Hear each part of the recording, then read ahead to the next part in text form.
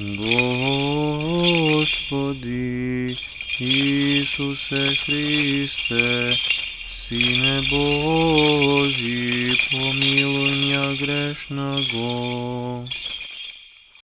I Syna i Svetio Duch. Amin. Возлюбені во Христа Бога, браті і сестри, днеска го славиме Свети Отец, честен и животворен крст Господен. Оно, što всекой от нас го носи на својот врат, а на чија позадина се напишани зборовите спаси и сохрани, спасине и чувај. Зошто нему тие зборови го упатуваме? Затоа што Христос го избра за наше оружје во животот, кое што не убива, туку оживотворува, кое што не одзема и днината на се она што постои, туку ја спасува. Гледајте во тие два збора се содржано целото значење што светиот честен и животворен крст го има во животот на еден православен христијанин, а и на секој честен христијанин, каде и да живее, и без оглед на се она што тој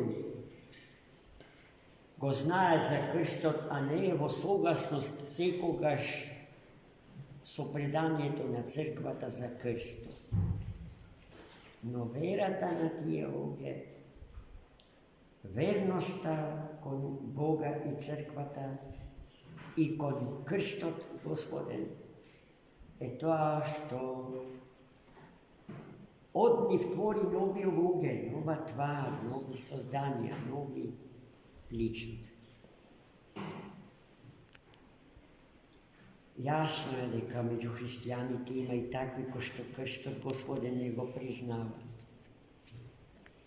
Затоа не е sejedno да си или не си православен по прашањето на крстот особено. Но денешниот празник, посветен на честниот и животворен крст, е одлично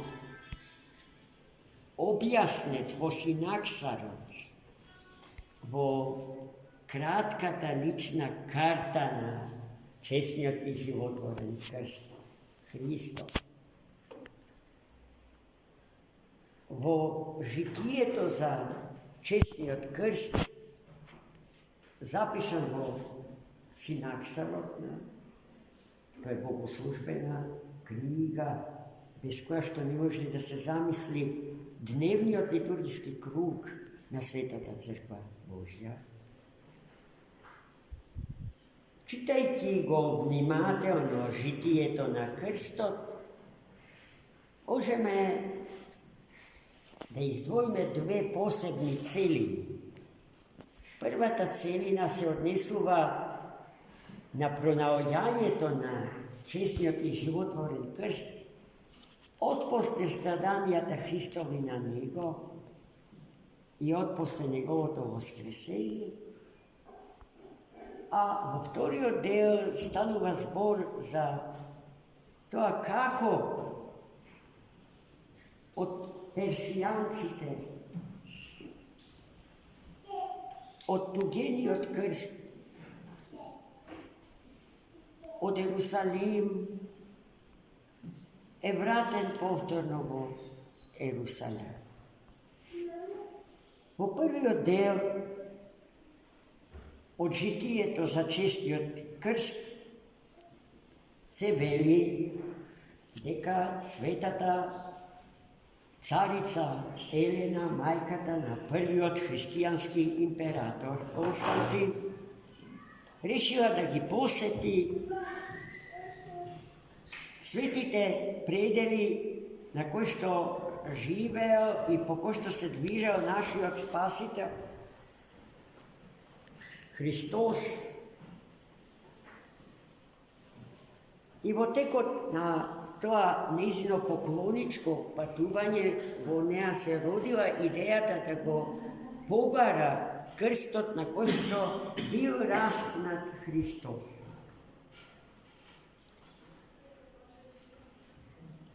Во Ерусалим паметењето на крстот веќе избледело. Постоел само единствен човек кој што знае за судбата на крстот од после распнувањето Христа. Тоа бил известен евреин по име Јуда. Тој на почетокот не сакал да ја открие тајната на крстот, но притисна од луѓето на Светата Царица, тој ја открил тајната. Кажал дека крстот Христов е закопан под темелите на паганскиот храм, посветен на Божицата Венера, сограден од императорот Адријан. И почнале ископувањето. Самиот пагански храм бил дотемел урнат. А под темелите на тој храм пронаше 3 крста. Ги извлека, но не знаеле кој од трите е крстот Христов. Во тој миг покрај нив поминувала погребна поборка. Светиот патриарх Ерусалимски, макар и побара телото на мртвиот да го донесат во близина на 3 крстови и заповедал крстовите еден по еден да се стават врз покојникот. Когато ставиле крстот Христов, тој ожива. Веднаш потоа од истиот тој крст била исцелена тешко болна жена од Ерусалим. Сите тоа биле доволно јасни и силни докази и аргументи за светоста на крст. Потоа Светата Царица Елена заповедала, Светата Царица Елена, заповедала да се направи огромен сребрен кивот за крстот. Во тој сребрен кивот крстот бил положен и оставен под куполите на на храмот на Светото Христово Воскресение, чија ктиторка повторно е Светата Царица Елена. И така, браќа и сестри, крстот стоел во светиот Ерусалимски храм и ги лекувал сите немокни од сите можни болести и несреќи. Но на тие простори многу често се случувале војни. Па во 7 век персијанскиот цар Хозрој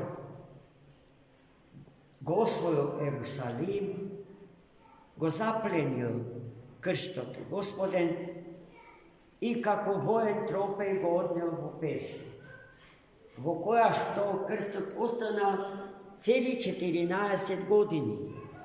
До војната што започнал императорот Иракли со персискиот цар Хозрој во 7 век, 628 година после Христа. И во таа војна царот Цариградски, Константинополски, Иракли победил, си го зел крстот и го вратил во Ерусалим. Во Ерусалим дошол и лично сакал да го внесе во храмот на Светото Христово Воскресение. Носејќи го на прагот од портите, тој не можел да исчекори ниту чекор nešto go držalo, zaradi što to ne može da čekao. To što go držalo za noze, go video patrijarh Makar. To je bil angel Gospoden. I to je njemu daval na carov, da vleze so krsto tako što bil raspnat naš Gospod i Spasitelj, carski oblečen. Zato sveti od patrijarh Makar pobaral od carov, da go sobleče carsko to odelo i da se obleče skromno i bos nositi po krstu da go nese vo sveti od Hrista. Понатамашната судбина на светиот честен и животворен крст не е знаена. Милиони верници од цел свет, православни верници, доаѓале на поклоничко патување во Ерусалим под необично тешки услови, некако денеска со авиони. И како дар за нивниот подвиг добивале честичка од светото дрво. И ние сме удостоени денеска да имаме покрај нас една честичка од светото древо Господње. Во собственост на прекрасното струшко семејство Ѓоргови. Нашиот брат Илија секоја година на овој ден и на крстопоклона недела, третата недела од Великите пости, го донесува со многу љубов и посветеност, за да можеме да го целиваме со чувство дека го имаме целиот крст овде покрај се. И денеска јас ви зборувам со тоа чувство, дека сум покрај оригинал, на кој што висеше нашиот Господ и Спасител, на кој што прокапеа спасителните капки крв, за кој што Свети Григорий Богослов во едно свое слово дословно вели: само една капка искапена од телото на Богочовекот Христос врз земјата, во која што беше прободен крстот на кој што висеше Спасителот, е доволна да го воспостави нарушениот поредок на целиот свет и на целиот живот во светот. Затоа, браќи и сестри, ние имаме потреба секое наше дишење, секое наше гледање, секоја наша помисла и мисла, секој потек на рацете и нозете да го благословиме со светиот честен и животворен крст. Без крст не стануваме, ниту одиме во постел. Не излегуваме од портите на нашиот дом, ниту влегуваме во него без да се прекрстиме. Не започнуваме ни една работа во нашиот живот која што е благословена и плодоносна, без да ја означиме со светиот честен и животворен крст. Тоа што ни го пренесле нашите предци и родители нам, треба да го направиме и ние со нашите деца и со децата на нашите деца, и така додека е светов и веков. Амин. За многу.